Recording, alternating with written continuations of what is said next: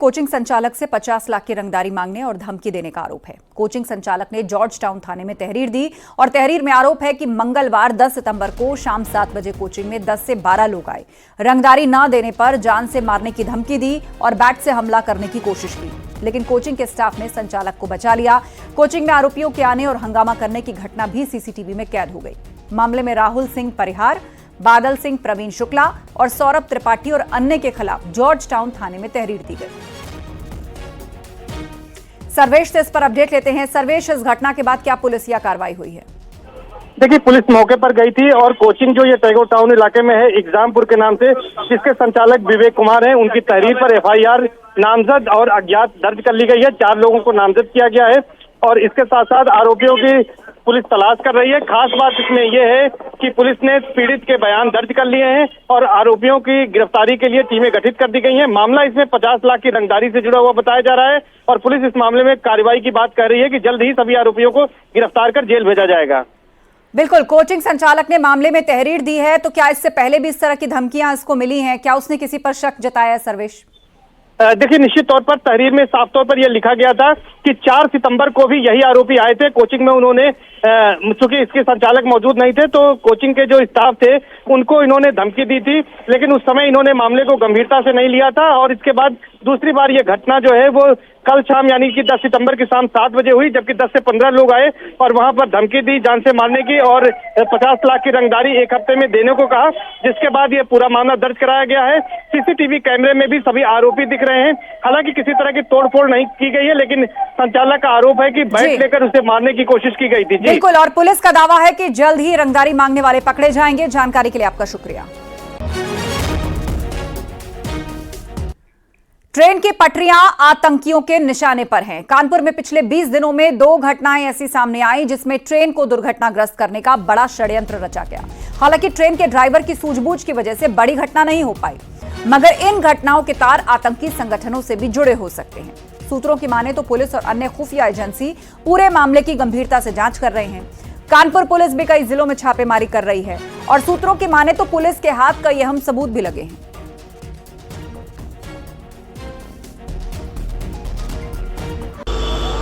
Kalindi express train को Daryl करने के मामले में जांच कर रही डीसीपी की टीम में 6 अलग अलग टीम्स को बनाया गया, जहां एक स्वाट टीम है, सर्विलांस है, तो वहीं क्राइम ब्रांच की भी टीम लगी। इन सब के अलावा inspector Bilhaur, inspector Chaubepur, inspector Shivrajpur ने अपनी टीम बनाई है और लगभग 30 से ज्यादा सदस्य इसमें अलग अलग जनपदों के लिए रवाना हो चुके हैं और साक्ष्य जुटाने में लगे। अगर सूत्रों की माने तो टीम के अलग अलग डिस्ट्रिक्ट्स में कैंप कर रही है और सबूत जुटाने में लगी है और वहीं एक टीम ट्रैक्स के किनारे किनारे 60 किलोमीटर तक पूरी छानबीन कर रही है। अब जब इनकी रिपोर्ट तैयार होगी तब जाके पता चलेगा कि इसमें किस संगठन का हाथ है, किस व्यक्ति का हाथ है और किस किस डिस्ट्रिक्ट से इसके तार जुड़े हुए हैं। आशीष पांडे के साथ अमित गंजू, न्यूज़ 18 शिवराजपुर, कानपुर। कानपुर के शिवराजपुर में हुई कालिंदी एक्सप्रेस को दुर्घटना का शिकार बनाने की साजिश के मामले में पुलिस के हाथ बड़ी सफलता लगी है।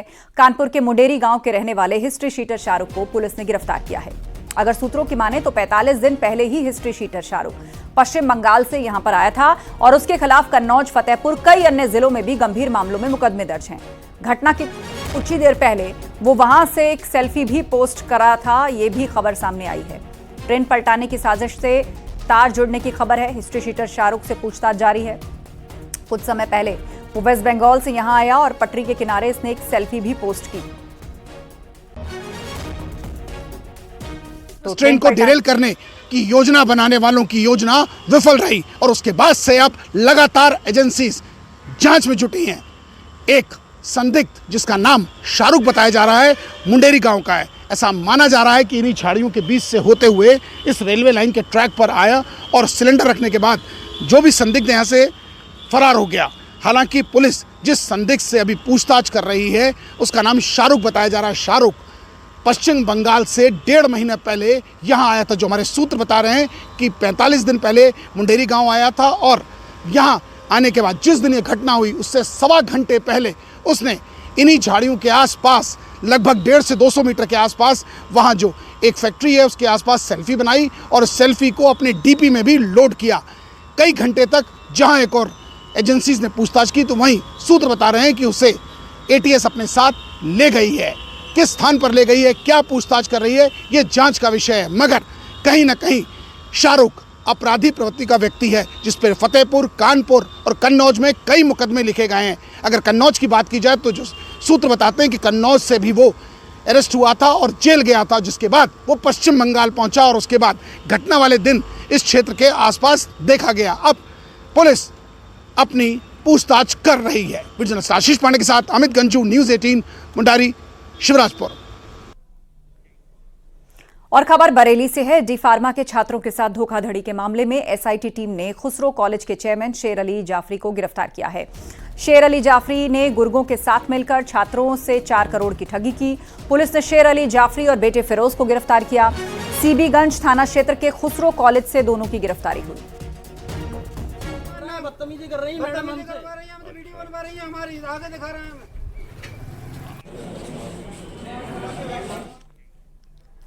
कुशीनगर में एक पिता अपनी बेटी का शव अपने पीठ पर लाद कर ले जा रहा था। सूचना मिलने पर रामकोला थाने की पुलिस ने शव ले जा रहे व्यक्ति को पकड़ लिया। पुलिस ने शव को अपने कब्जे में लेकर पोस्टमार्टम के लिए भेज दिया है। पुलिस मौत के कारणों की जांच में जुट गई है। शख्स आलम मठिया गांव का रहने वाला है। बताया जा रहा है कि बेटी ने किसी कारण से फांसी लगाकर आत्महत्या कर ली। फिलहाल पुलिस मामले की जांच में जुटी है। ग्राम आलम मठिया में एक युवती का शव पिता द्वारा दाह संस्कार हेतु ले जाने संबंधित प्रकरण में थाना स्थानीय द्वारा त्वरित कार्रवाई करते हुए मृतक युवती के शव को पंचायतनामा भरकर पोस्टमार्टम हेतु जिला चिकित्सालय भेज दिया गया है। प्रकरण में गहनता से जांच कर अग्रेतर विधिक कार्रवाई की जा रही है। ललितपुर में साइबर थाना पुलिस ने एक फर्जी इंस्पेक्टर को गिरफ्तार किया। पकड़ा गया आरोपी लोगों के साथ धोखाधड़ी कर रुपए ऐंठने का काम करता था। आरोप है कि गिरफ्तार फर्जी इंस्पेक्टर एफआईआर की जानकारी पर लोगों के नंबर पर फोन कर कार्रवाई के नाम पर रुपए लेता था। इसका एक फर्जी गिरोह है जो लोगों से पैसे लेता था।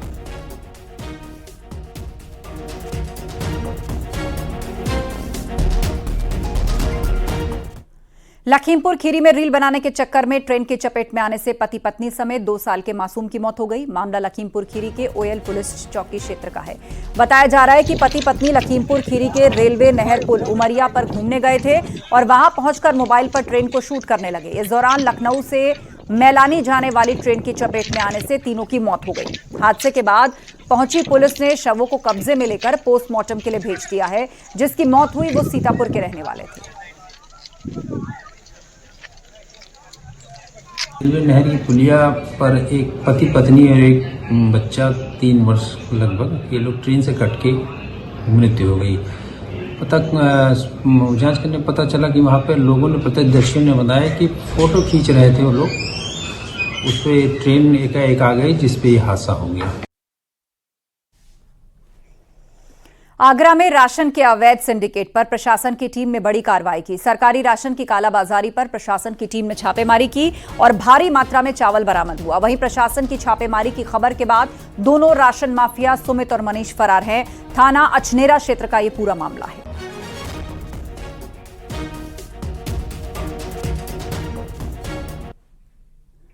और खबर कानपुर से है। कानपुर के गुजैनी के NH2 नेशनल हाईवे पर एक महिला का नग्न अवस्था में सर कुचला हुआ शव हाईवे पर मिला। पुलिस हत्या और दुर्घटना दोनों एंगल से जांच कर रही है। मामला कानपुर के गुजैनी थाना क्षेत्र से गुजरने वाले नेशनल हाईवे 2 का है।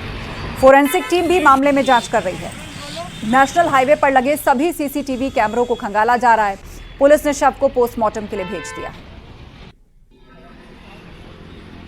आज दिनांक 11/9/2024 को थाना गुजैनी के पास जो एक गुजैनी हाईवे है, वहाँ पे सवेरे एक डेड बॉडी की सूचना मिली थी। सूचना पर थाने की फोर्स और सारे वरिष्ठ अधिकारी के द्वारा मौका मुआयना किया गया। मेरे के द्वारा भी जो मौका मुआयना किया गया था, जो हमारी फील्ड यूनिट है उनको भी मौके पे बुलाया गया था। फील्ड यूनिट के द्वारा भी बारीकी से जो सीनों जो घटनास्थल है उसका अच्छे से फोटोग्राफी और वीडियोग्राफी कराया गया।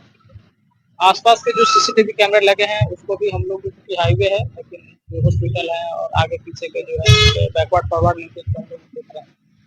जो फील्ड यूनिट के द्वारा जो मौका मुआयना किया गया और बाकी जो वरिष्ठ अधिकारियों के द्वारा जो मौका मुआयना किया गया, उसमें जो चीज़ें अभी तक जो समझ में आ रही है, उसमें अभी हमने PM के लिए बॉडी को भेज दिया है और इस पे एक्सीडेंट है या कोई क्राइम वाला एंगल है, इस दोनों को हम लोग एक्सप्लोर कर रहे हैं।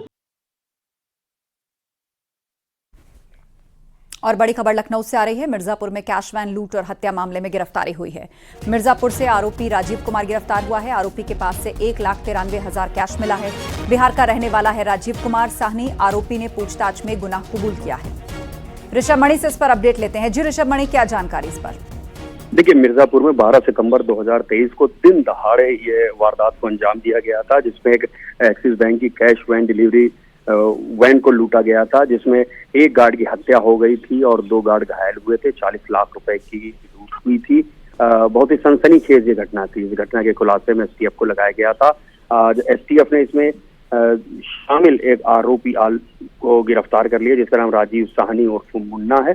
और ये बात जांच में सामने आ गई है कि वैशाली बिहार का आलोक कुमार गिरोह ने इस पूरी वारदात को अंजाम दिया था। हालांकि आलोक कुमार, आनंद मोहन, अमन कुमार अब भी ये वारदात के आरोपी हैं जो फरार चल रहे हैं, लेकिन एक आरोपी अब ये राजीव कुमार साहनी उर्फ मुन्ना गिरफ्तार हो गया। इसके लिए बड़ी सफलता है। ये भी वैशाली बिहार का रहने वाला है। बिल्कुल, जानकारी के लिए शुक्रिया आपका।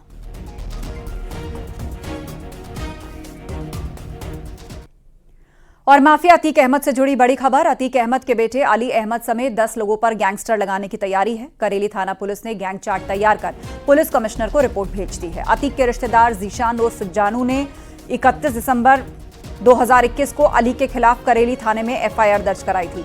एफआईआर में 5 करोड़ की रंगदारी मांगने जानलेवा हमले को लेकर केस दर्ज हुआ था। उसने अली अहमद के साथ मोहम्मद असाद कालिया, आरिज उर्फ कछौली, संजय सिंह, इमरान उर्फ गुड्डू, सैफ उर्फ मामा, अमन, कल्लू, अतीक अहमद खलेरा भाई, अली अब्बा समेत 15 के खिलाफ एफआईआर दर्ज हुई थी। पुलिस ने मामले में जिन आरोपियों के खिलाफ चार्जशीट दाखिल की है, जब उन आरोपियों पर गैंगस्टर की कार्रवाई की तैयारी चल रही है। अली अहमद नैनी इस वक्त सेंट्रल जेल में बंद है।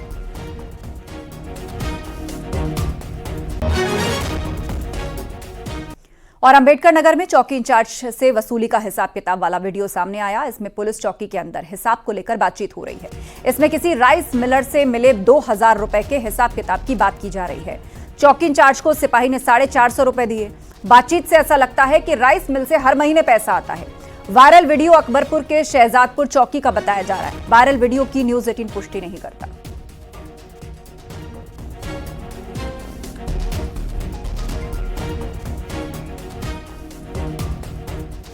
और मेरठ में भाई ने जमीन विवाद में भाई की हत्या कर दी। नशे में वारदात को अंजाम देने के बाद आरोपी फरार हो गया। सूचना पर पहुंची पुलिस ने शव को कब्जे में लेकर पोस्टमार्टम के लिए भेज दिया। आरोपी अपनी हिस्से की जमीन बेच चुका था। भाई के हिस्से की भी जमीन बेचना चाह रहा था और उसी विवाद में यह वारदात हुई। ये सनसनीखेज वारदात थाना दौराला क्षेत्र की है।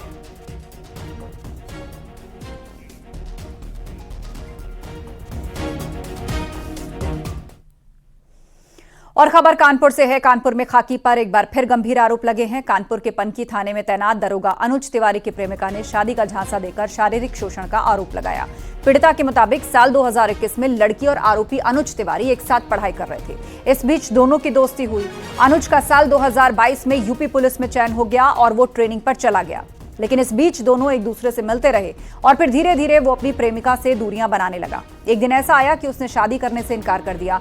पीड़िता अपने माता पिता के साथ पुलिस आयुक्त कार्यालय पहुंची, जहां पर पीड़िता ने अपने और आरोपी दरोगा के बीच रिश्ते की बात बताई। आरोपी प्राइवेट फोटोज को वायरल करने की धमकी दे रहा है। मैं अनुज तिवारी, जो दरोगा हैं, पनकी थाने पे पोस्टेड हैं दरोगा पद पे। उसके बाद हमारा उनका 3-4 साल से रिलेशन था, जिसके बाद उन्होंने हमारा शारीरिक संबंध बनाकर हमसे शादी का झूठा वादा करके और उन्होंने इनकार कर दिया है। और जब हमने कहा कि हम एप्लीकेशन देने जाएंगे तो उन्होंने कहा तुम्हारा प्राइवेट फ़ोटो है, हम वायरल कर देंगे और हम अगर तुम कुछ कर भी नहीं पाओगे, क्योंकि हम दरोगा हैं और हमारा डिपार्ट है, तुम डिपार्ट का कोई कुछ नहीं कर पाओगी। और हम कमिश्नर ऑफिस में आए हैं सर के पास न्याय मांगने के लिए। अगर हमको न्याय नहीं मिलेगा तो हम फांसी लगा। मैं अनुज तिवारी, जो दरोगा हैं, पनकी थाने पे